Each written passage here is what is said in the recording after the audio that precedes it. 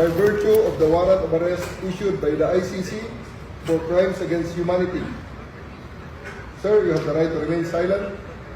You have the right for counsel of your choice.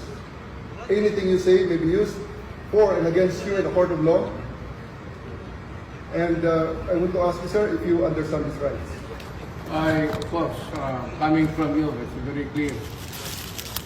Now that you're asking, sir, for the basis of the warrant, the ICC had issued a warrant pursuant to Article 25(3)(a) of the statute for crimes against humanity and pursuant to Article 7(1)(a) of the same statute for murder, sir, committed in the Republic of the Philippines during the relevant period and as set forth in this warrant of arrest.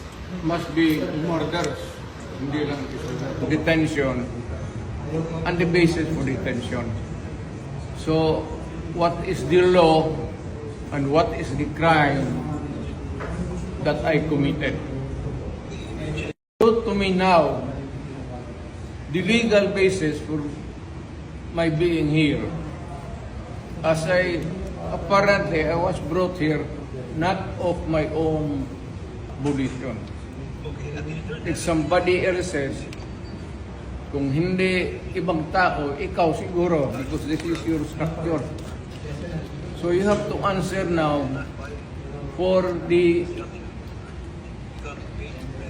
deprivation of liberty.